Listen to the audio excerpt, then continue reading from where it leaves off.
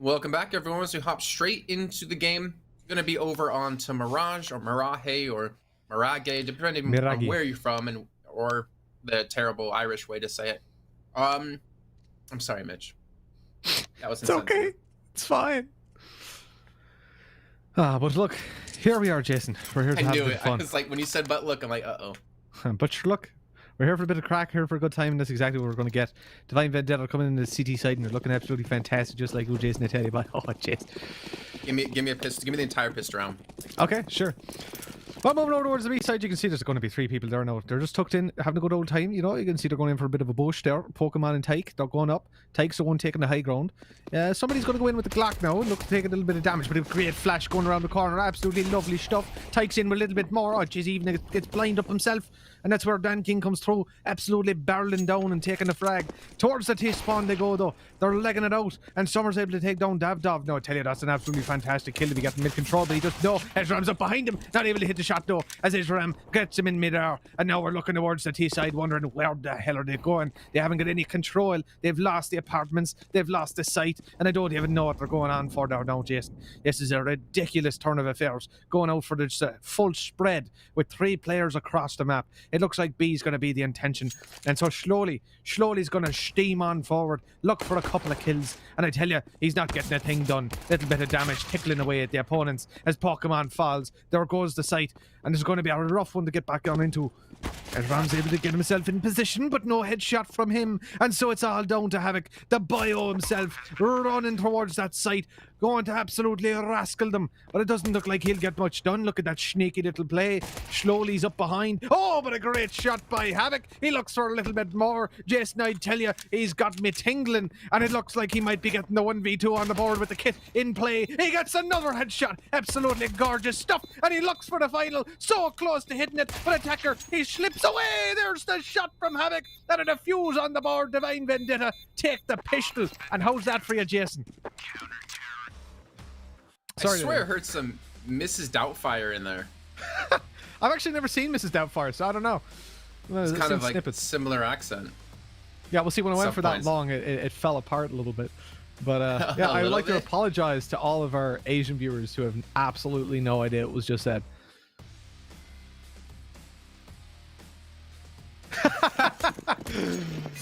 Our producer just told us he trolled the entire production crew, and they thought it was a different caster out of nowhere.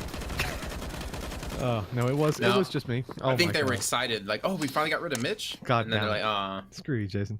We'll go to the second round. TYLOO actually bought up, seeing the Galils come through. They've already lost 2 players. Dan King is slowly the first to fall. As Attacker, of course, it's Attacker. He's gonna respawn with the first. At 18 HP as he peeks around the side, and even more damage being done by Attacker there. As somebody's gonna fall over towards middle. Summer alone versus 3 has no bomb. Like Davdov is just shooting people in the backs every time, but he gets the kill. That's gonna be the 2-0 start for DV.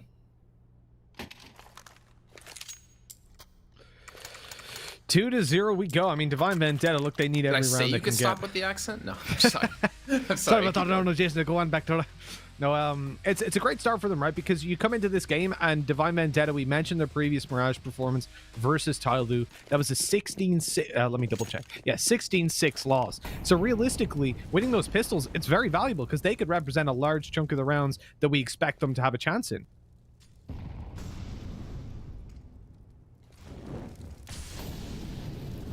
So yeah, as we come on into this round, the Deagles are in play, which means they won't win the round, of course, as Dan King takes out a double opening on the B bomb site, smashing them towards the van, running them over. They're looking like roadkill on the CT side, but luckily, he's eventually dealt with. And with the bomb in T-spawn secured by Ezram, this isn't a round that TYLOO should do too much more in. Attacker with a Deagle and low HP should be easy to deal with. I'm tempting Faith. And my God, he came close. But it comes back to just somebody. And at this point, with nobody pushing B, he realizes they have the bomb. It's glaringly obvious. He's been conscious of anybody being underpass, ready to push on through. But if he checks that and sees no one there, even as he just continues forward, you can see he knows at least one player is here. He'll probably expect even more. And it's very... Okay, he took his gun out, thankfully. Checking the right angle. Good headshot as well. Bomb reclaimed. What I don't like is that he took his knife out immediately, because it was a good chance the players had pushed through and you know, secured that part of the map as well. But hey, it worked out. He got the bomb. 30 seconds I was left. actually, I was curious. Did Edgrim spot the bomb? Like, did he for sure see it? I mean, he was kind of sitting there waiting. I just couldn't really tell fully where it was on the minimap. Yeah, I think he did, and then the reason he was watching middle like that was because they had no mid controller. It's the player could have come underpass through to him. You wouldn't know. Oh, that's unfortunate. He's not going to get that down. Oh, okay. What?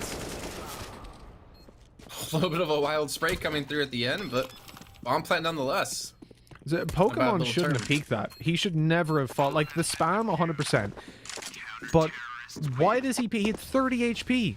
And he went for that face. If he dies, that gives the time for somebody to tuck in and play a little bit later on for the 1v1. Wait, did he have 30 HP? Or... Okay, he did. Look, wow. That was really, really weird decision. I know somebody was low, but he didn't know that. He'd spam the box. Maybe it didn't connect. You never know. Well, they at least get the round either way. 3-0. They have the op for Davdov. Dan King's gonna have the op as well. Ezram be the first one actually peeking towards middle, and Dan King's gonna charge straight over towards the B site looking for a shot where Davdov will be waiting. Both gonna flash each other out and back away. I think a major portion of this map will come down to Tyke, and it will come down to Davdov. And Tyke really came to light over on Inferno.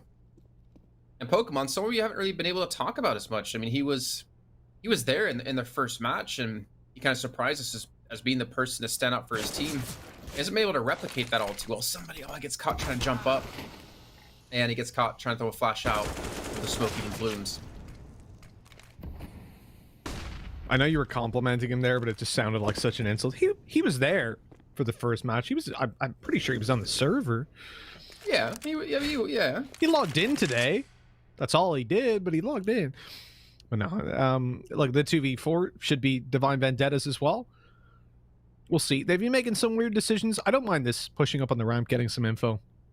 It's not bad, but it's what it leads to. If he now decides to run and cause the rotate towards that B side or towards even middle, he'll give away a lot of information. Luckily, though, just tucking in, playing it safe, playing it slow. That's what we need to see. Pokemon's got the angle. Havoc's further back towards CT, just spotting the cross from Connector. I can't complain about the setup they've got. Oh, he's heard jump spotting, though. He's heard running. Slowly, he's going to run around and take that shot, but they have no idea about Pokemon. He's the pivotal player in this round. He's the one that should go unchecked, but hold on. Slowly, he's actually watching for it. Loses the fight. And a 1v3 for Dan King. He's capable of finding these. That is for sure. A flash over for the peak in Pokemon. He's info on 2 players. No idea about the third. The Molly will flush him into the open. Has to take the fight. Pokemon's got a great angle, though. And a great shot. A 4K for himself.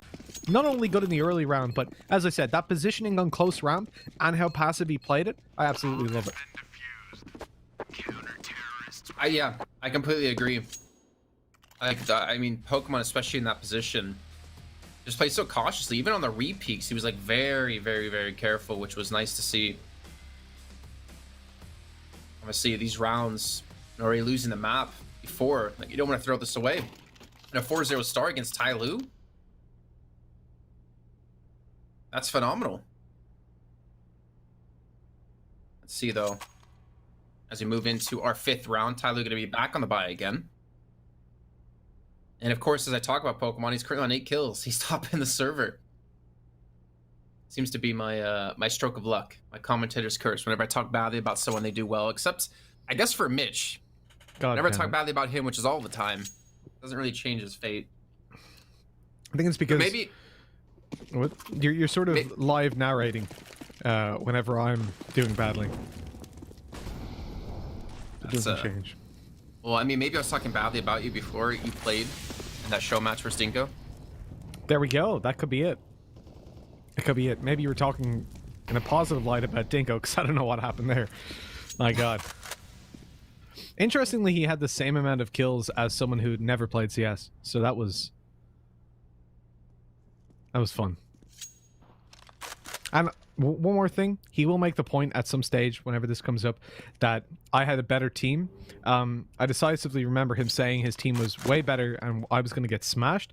And also, we picked the teams ourselves. So he had the choice to pick some of my players, and he didn't. So all you're saying is you're better at fantasy CS than him. Yes, and shooting people.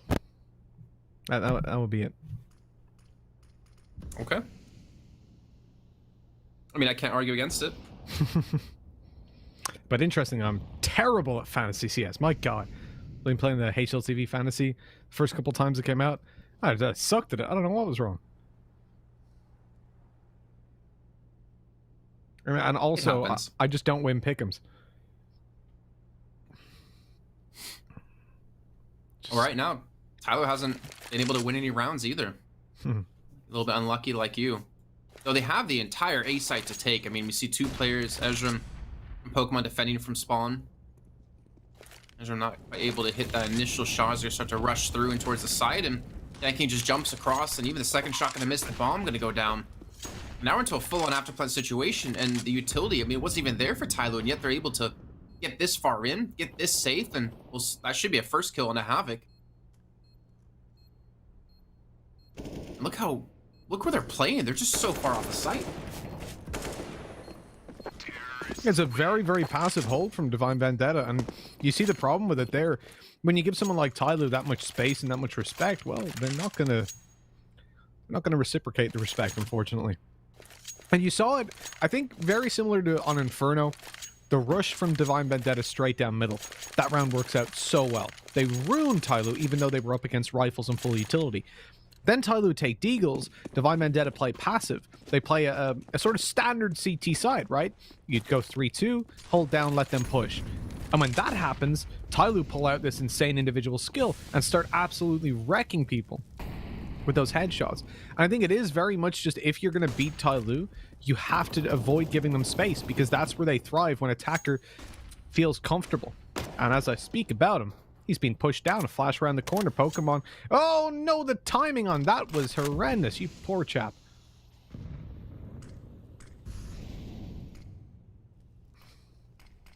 I mean, if we're going to see Divine Vendetta put up a defense, it's got to be an aggressive defense. They have, well, now 2 smokes, Incendiary. And well, speaking about aggressive defense, Tyke gets a nice little double. Eagle comes through, he has the AK, now Summer pushes through the smoke. He's going to fall. Somebody's still alive. He just doesn't have the bomb. At least knows where 2 of the players are going to be. Probably expect... Oh, that was a risky jump across. You almost expect Dabdov to maybe be in that direction as well. The Molotov will give him the ability to pick up the bomb if he wants it. And actually, it's not even towards Kitchen anymore. They're trying to come in from the same angle. He's going to get a plant off here. Oh, no. Is he going to go A? It's a sneaky play. Ezram's ready for it, though. He's already backing down, taking the head peek angle. And again, something Divine Vendetta do much better than some of these other teams is that they're being very conscious of giving away these situations. I know I criticized Pokemon for the 30 HP peek. Oh, he's watching it! Somebody! He checks that angle still. Ezram's got to be kicking himself. With 17 seconds left, I mean, there was so little time. Still, okay, Tyke catches him.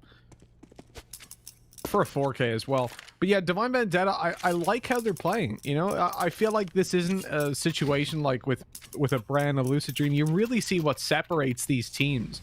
You can make all the excuses about ping and that sort of stuff that you want in their games, but the reality is Divine Vendetta are a better team than those bottom 3. Someone like D13, I think, is very much where they meet their match, where they come up against a team where I think if they played 10 times, I wouldn't be surprised if they traded back best of 3s. But it's definitely been very nice to see, to watch this team over the last couple weeks. I don't expect them to win versus a TYLOO, Avicii, Invictus, even Tiger. But they're certainly doing something right.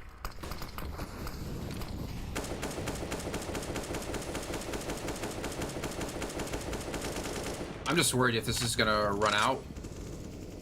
I'm not necessarily luck, but if we're going to see TYLOO wise up a bit. It's definitely been a hard-fought first half for them. They've been able to get the bomb down. Ending's been a little bit of a different story, and well, Dabdov gets the one-on-one against Summer. I mean, Pokemon still has an MP9. The utility to retake with, it's not too bad. I mean, they have 3 smokes. They can cover up a lot of these different angles. Dabdov not able to win the trade this time against somebody, but it gets him low. Havoc will finish him off. Now down to the 3-on-3 as Pokemon's at the big kill into slowly. Attacker trying to spray and pray, and Pokemon gets a second with the MP9. What's going on? Danking's left alone. He gets one. Bomb being stuck. And unfortunately, the 2 kills he gets there at the end is not going to be enough to win the round. Divine Vendetta now up 6-1. Even facing in the end, spraying away wasn't really worthwhile, was it? They've lost the AK and armor they could have had. Yeah, I feel like for Divine Vendetta, the question comes down to how much depth do they have. And at the moment, it doesn't seem to matter. I mean, they gave up the site there. They allowed TYLOO to go through. And that was a retake, just one-off individual skill. Good utility usage and spams early on that lit almost every player low. They fixed that then as well to make it every player low as they pushed back in.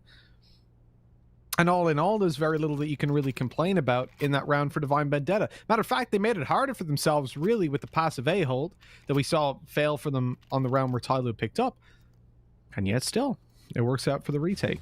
Now, they do have a problem here, which is the low economy that they've got. So utility will be relatively low if they take M4s, so they've got to take SMGs, or FAMAS, or 2 out. That puts TYLOO with a weaponry advantage. So must be so annoying for Danking in that spot that the bomb just wasn't planted for him. And surprising considering how much control they had. Oh, Dav is going for it. The madman, the mad lad. He gets behind 2 players. Hello?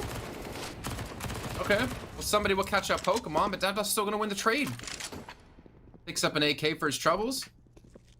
That's going to be slowly still pushing towards B, trying to get the rotations to come through. And Ezreal gets caught looking the wrong way, but Dav again. Picks up the AK before he gets himself 3 kills now in the round. 8 HP left, and Dav just hit a whole nother level in Counter-Strike. And Danking's trying to push in towards the B side, but he's lost slowly. He's by himself. You don't know exactly where he is, and this ideally should be a 7th round on the board unless Danking could pull off something amazing. I mean, this is literally as many rounds as Divine Vendetta found the last time they played this team. Already built up in the early half. Not even the early map, the early half. Danking, swing it through. Decent amount of damage done. Oh, Molly and Nade. He's got everything to work with on this one, but 9 health remaining. That's a big problem for him. The nade goes through, but they hadn't already pushed. They were delaying it 20 seconds. They've got plenty of time. He has to spam. They could be defusing, and he's getting flashbacks to the previous round. Unfortunately, they bait him completely out into the open, and an easy 5-second defuse after. Plenty of time left. A 7-1 on the board now for Divine Vendetta. This has been an incredible half for them. Already, like, I'm blown away by this early performance. TYLOO have had, what, 3 buy rounds that they're just not able to get any ground in? That's unheard of, considering how the previous map went, considering how the last time they played went. And you can say what you want about TYLOO.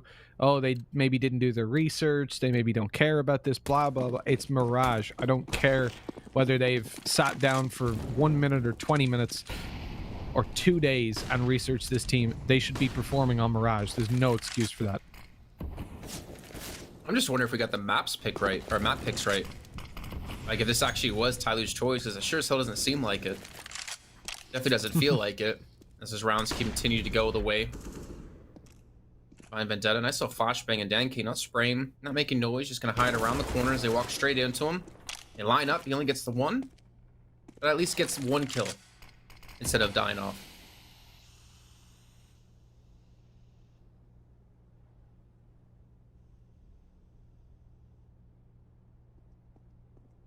Still TYLOO. Must have been expected to be sane going into Mirage after Inferno. Only the 1 round.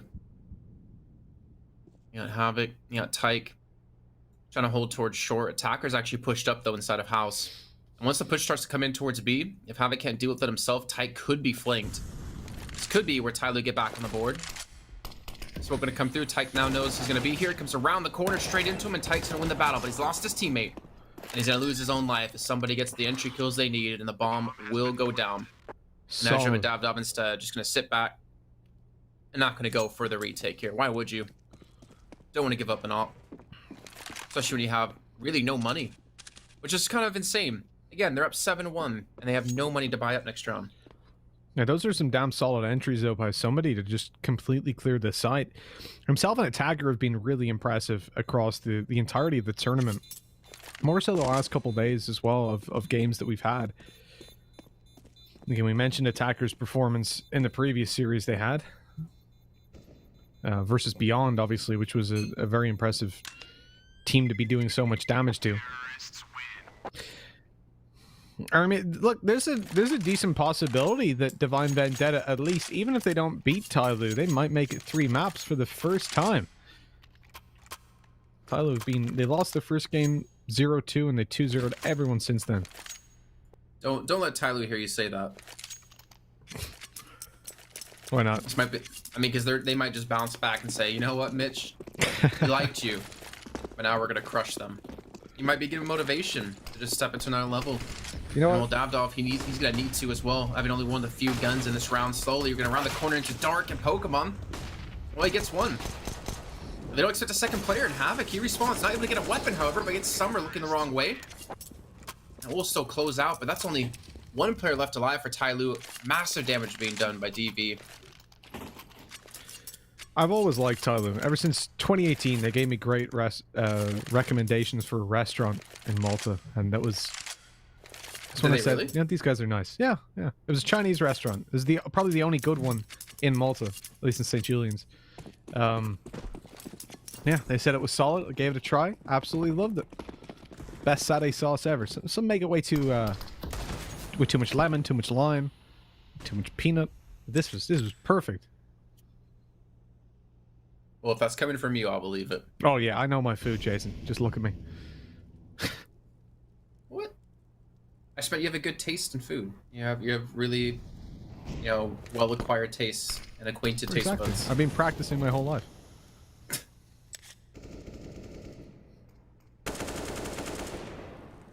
That's not good. This is a little bit of a shame. It still confused me seeing a team up 7-1 and have to save, you know, 2 rounds in a row here. And they're still getting some decent damage done. This isn't necessarily a clean round for TYLOO like last. It's just only the one player, however. But Tyke and Pokemon respawn again. Going from a 4-on-2 down to a 2-on-2. Bomb's still back down towards T-spawn, funny enough. And you can see slowly he's going to run around to pick it up. And somebody, oh, if he dies here, this might be the round. Gets the first and puts it down to a 1-on-1. Massive round here for Divine Vendetta. They still have a chance to close this out to get up to 8. I mean, Tyke hasn't got a disadvantage. He has Kevlar to play with. It's just he can die with one less bullet to the body. He also has no idea where Slowly is, but I mean, that's reciprocated on the other side. This is a very even scenario. Considering how we started, that shouldn't have been probable. Certainly even close to possible. The bomb's now planted. Tyke will realize exactly where his opponent is. Tries to peek out, but what are you doing? He thought it was B? Are you mad? Oh, no. You just see him, like, running with his knife out, and then that small turn to the left going... Well, like, his whole team must have been going, it's A! He's like, wait, what? Oh, no, that's the guy shooting me. Oh, that was so awkward. Look at him, the little turn to the left, like, wait, what? It's A?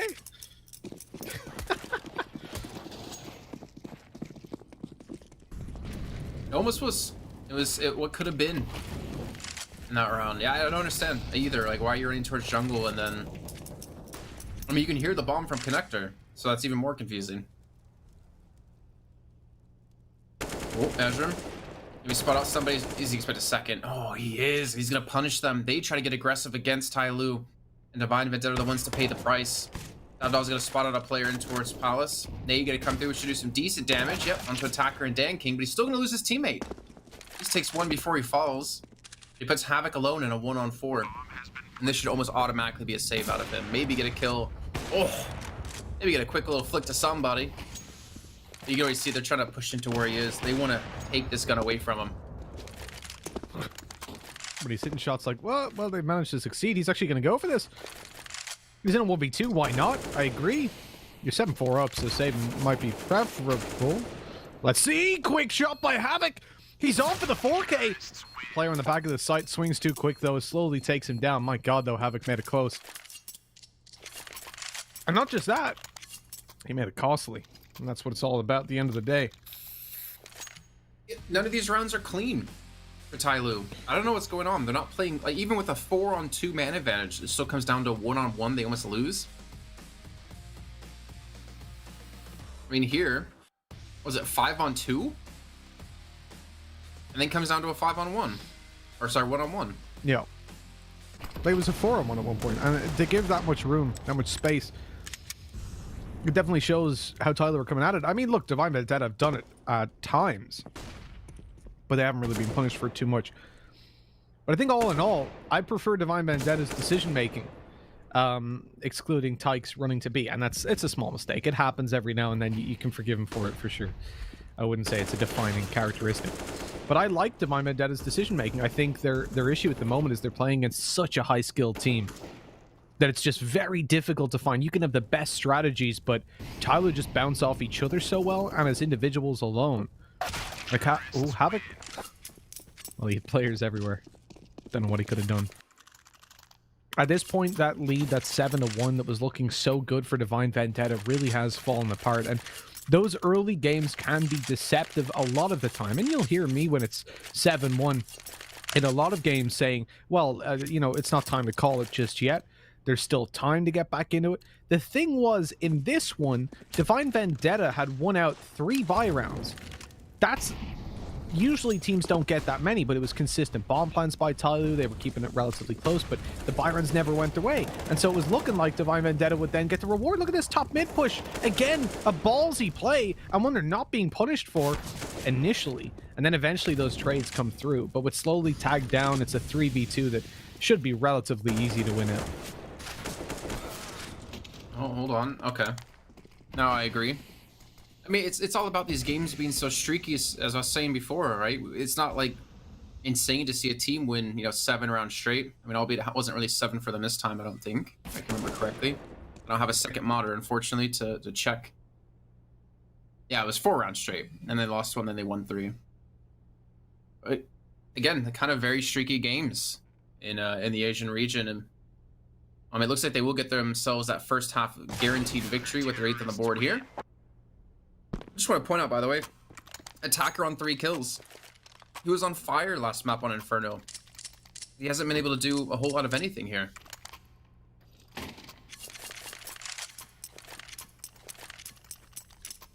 But this is the thing about TYLOO. When we look at the likes of... I'm going to bring Brand up again. I'm sorry that they're turning into like a punching bag here.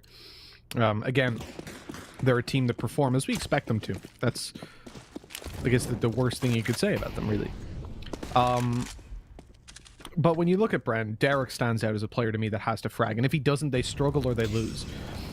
For TYLOO, it's not quite the case. We don't come in and say, oh, Attacker, well, if he doesn't drop 30 kills, they're you know, easy win for their opponents. That's not the case.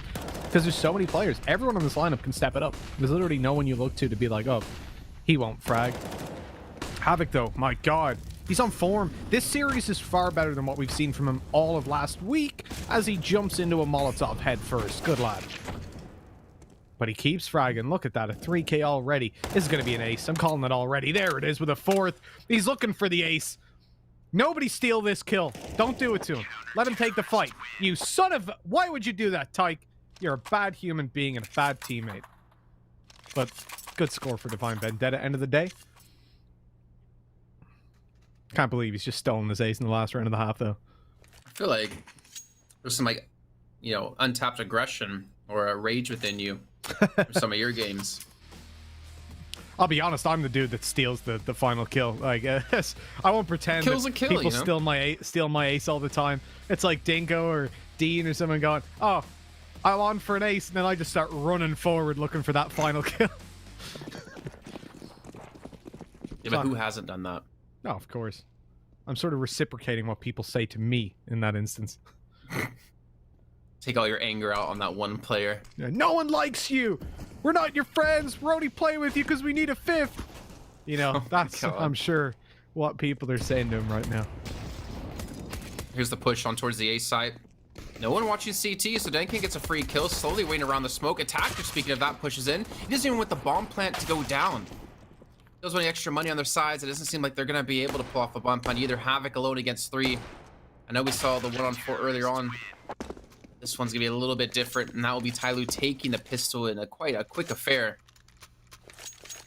About around. Attacker, again, 4 kills. Since some tough times.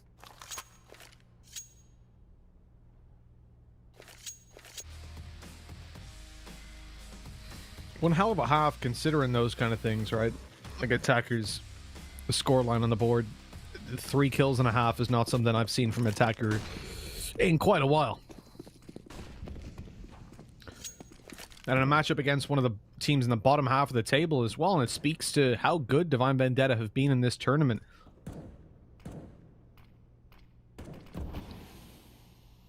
With the Deagles in play, alongside a Tech 9, you can't count them out of this round. The possibilities are there for them to bounce back. We know what the T side can do. We know what those weapons can perform. And they even have the utility as well. The smoke top connector, one as well in towards the window.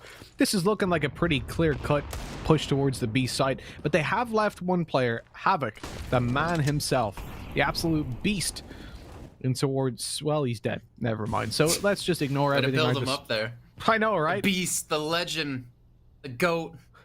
And he's dead. The once in a generation. And he's dead.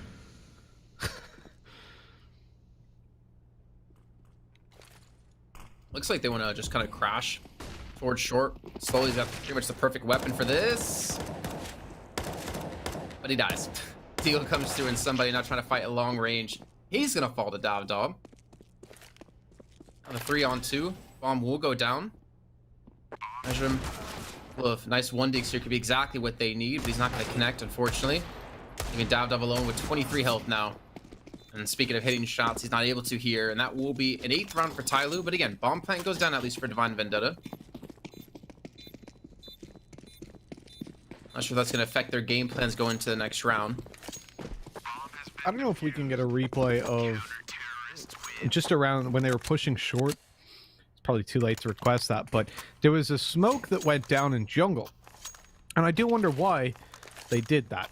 Because I presume they were going to re-smoke top connector to push short. But instead they smoked short and chucked the jungle one, which I'm presuming was to try and convince the players towards the A site that there was a short smoke, there was a jungle smoke, so it was going to be an A hit and stop them rotating. The thing is, it only bought them a couple seconds, like 4 or 5 seconds. I think at that point you would have been better off just smoking connector the once, or just smoking short and then pushing up and using your other one to block off the window or the doorway, or absolutely anything else. I like the intention behind it, but I think that is more efficient on a slow round. And if Havoc is still alive, because he was obviously dead at that point, and they'll react pretty quickly when they see 3 players short. Either way, we come into 9-8. TYLOO are still behind. Another pistol buy for Divine Vendetta. Remember, the loss bonus is building up exponentially. Not actually exponentially. That's complete misuse of that word.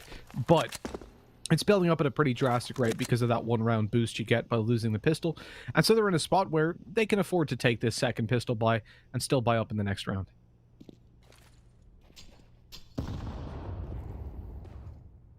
I do get a little bit worried for Divine Vendetta on the T side. Especially if TYLOO start to pick up steam. As we kind of saw in Inferno, it's really hard to combat against TYLOO once they get going. It was the aggression really caught them off guard when we did see Vendetta swap over to the CT side. And oh, look at this, they're trying to barrel through the smoke.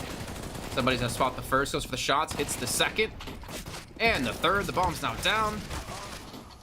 We can try to pick up a Tech 9 to have some weapon to use here in this the rest of that round, and he's gonna fall eventually. But still, the damage has been done. They've halted them back. Knew where the bomb was. Rotations have come through on the CT side, and Divine Vendetta is just trying to pick up the bomb as they round the corner. Ezra. Oh. He spotted just yet, though I think he actually spots out his opponents. Tags up a little bit of HP. They're being flanked.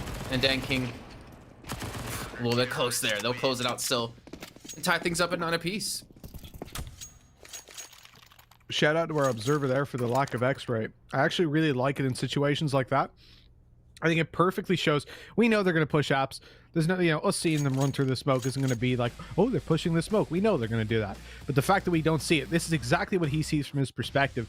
And it's much easier to see, yeah, if he fell there to one of those players, you understand how difficult those shots were to connect.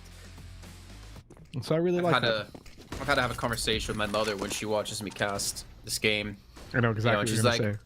Why is this so hard? They could see each other through walls. Why is it even that crazy that he gets a kill? Well, no, he can't see that. Yeah, that's exactly how it exactly. works. My girlfriend said the same thing to me. She came to one of the events. She was like, it doesn't look that hard, you know? Like, how do they not know they're going B? You can see they're going B. It's like, yeah, we can. They can't? What do you mean? But I guess that's how it was, though. What if, like, that was the game, right? You could see everyone through the wall at every, like, with X-ray. The wouldn't be a very good game, would it? They're faking perk, A, right? You have to spend like 10K and you get for that round only X-ray vision. Just give that to an opper. Yeah, but it costs you 10K. And just swap the op around every round. Like, you build once whoever hit the money first would win the game. Because they would just get an op, give it to one guy who had 10K, he'd buy X-ray, kill everyone. Next round, he gives the op to someone else who has 10K, they buy X-ray. Just easy wins. Easy gains. This is an important round, though, in all seriousness. TYLOO have got money built up on some players, but not entirely. And so for Divine Vendetta, winning this would be decent. Oh no, that's not a fight you can lose. The MP9 now gets an upgrade to an AK attacker, able to get some from behind. Summer on another, and this is... Summer didn't get it, sorry, but Danking follows up. He did good damage to Ezram. This is a disaster. Davdov's all alone, 1v3. It started with a man advantage, control towards top connector and A side, and now... That's how it ends. Well, with a 10th round on the board for TYLOO. And currently up 1-0 in the series. They've not gone 3 maps the entire event so far. I'll just double check how many games they have played. And this sucks only having one monitor. So they've played out 6 maps. Or sorry, 6 series. And not a single time has they gone 3 maps. They have lost a game, obviously. That was against Invictus. Their first game. I mean, even if Divine Vendetta could put it to a 3rd, I mean, that already alone shows how good of a team they are and how good or how well they've grown over the course of this event. Ooh, a nade. A little rough, pushing through with pistols yet again. Somebody's backing away slowly, might be the first overran, and I can hear the shots rolling up. They can't get the kill, and somebody's there to help protect him. Keeping his teammate alive. And this is just a clean round. You talked about money being an issue for TYLOO, but no more. Attacker's gonna have X-ray next round.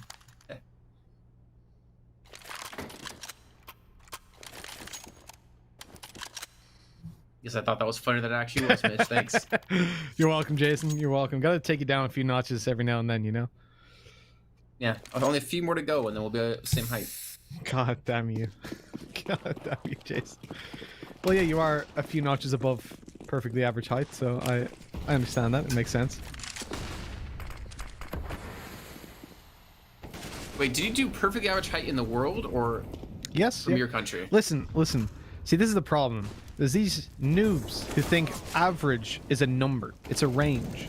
One standard deviation means that you get the average, what the majority of the population exists in. What part of this range are you? On the lower end of the range or the higher end of the range? Listen. It's not a spectrum. It's a range. So you're in the range, you're out of the range. So what's the range? The range is, I think it's 5'6" to 6 foot. It's for one average standard height. deviation, yeah, from the average.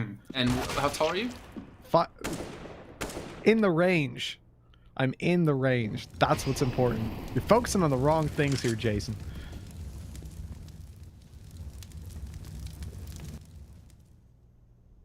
Well, Tyke's focused on winning the round. Quick little double kill. Somebody flashbang through. Tyke's not going to turn. He just gets around the corner. Peeks into this one, and finally Divine Vendetta do bounce back and get a 3rd round. Sorry, a 3rd kill and a 10th round on the board. But again, TYLOO aren't really hurt for money. It's not that big of a deal for them to lose this one. It's more about Divine Vendetta picking up rounds back to back. But again, Tyke, I mean, he's been such a massive player for them. Yeah, he had a slow start in the tournament. Week 2, he started to bounce back quite heavily. He's up to 15 kills. Leading the way for his team. You got Havoc, and you got Pokemon currently on 16 and 19. But again, Attacker, 5 kills. He has 3 players on his team 20 or more, and he is slowly at 12.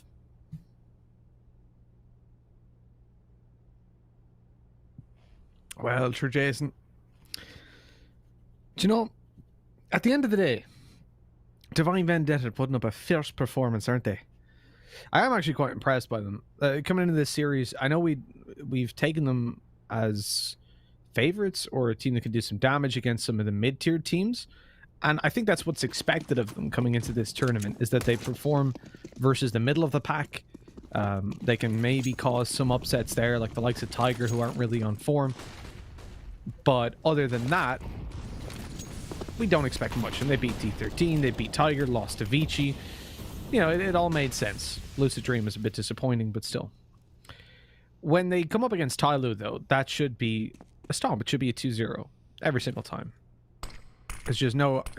If you want to argue with me that you know, Divine Vendetta should win this series, not that they could, that they should, you're a moron. It's not. No, but they can, and that's the thing. They've got the individual skill, and Tyke just snuck all the way through to the A side. Look where he's died. He went through jungle all the way past, but Attacker came out of that smoke at just the right moment. Now they realize no more presence here. Shore player starts to back off just as they start to push on through. Slowly he's going to catch them, but no kill. There's the kill, but it's a worthwhile trade for the info, but somebody's spray was too good to Havoc. Dropping out of the window. He took him down. If Davdov had been the one to swing first, I think that would have went a little bit better, but he wasn't in position to, so you can't really criticize it too much. 12-10. But at least Divine Vendetta have the money. That flank, though, at a Tyke. Yeah. I mean, it wasn't spotted forever.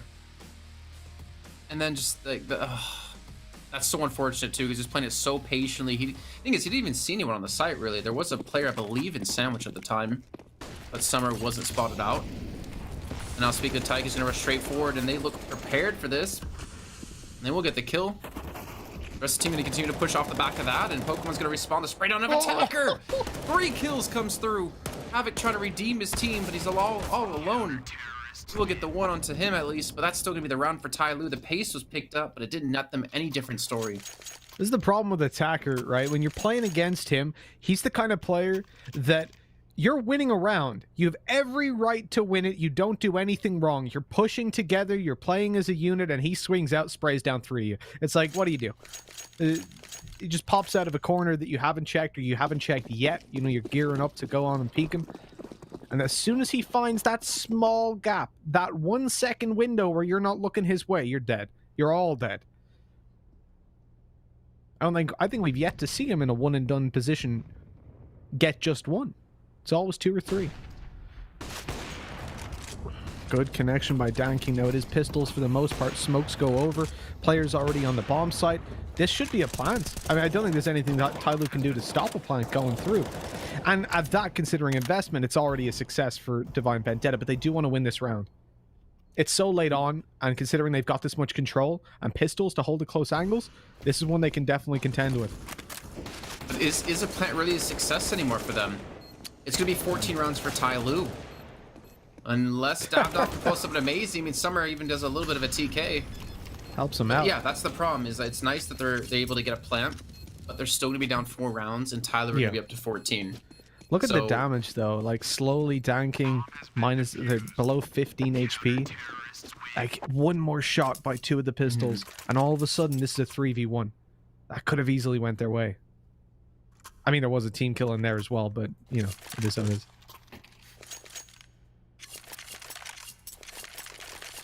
Well, this might be the last chance for Divine Vendetta to keep their hopes alive in this series. Again, they're already qualified through the playoffs. So are TYLOO, so it's not like they're playing for their tournament hopes. However, maybe trying to fight for better seeding. So they're going to leave Ezram to go in towards middle. Try to use that as a pivot point. As 3 players try to push in towards Palace and Summer. And he's in a decent position to deal with this, except he's kind of left all alone.